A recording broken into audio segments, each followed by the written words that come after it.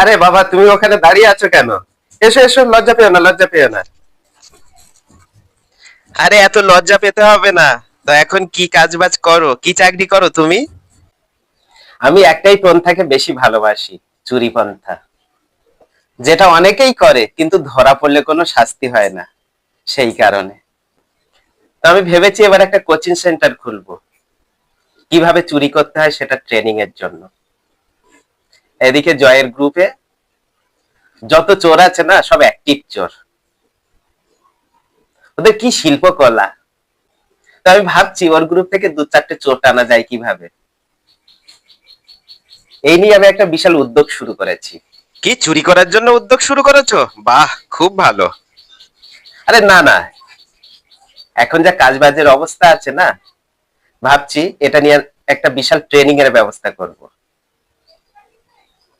মানে সবাইকে সৎ চোর তৈরি করব, চুরি করবে কিন্তু সততার সাথে। আর জয়ের গ্রুপের কিছু অ্যাক্টিভ চোর নেব, নিয়ে ওদেরকে সামনে রাখবো, আমি শুধু পিছনে থাকবো।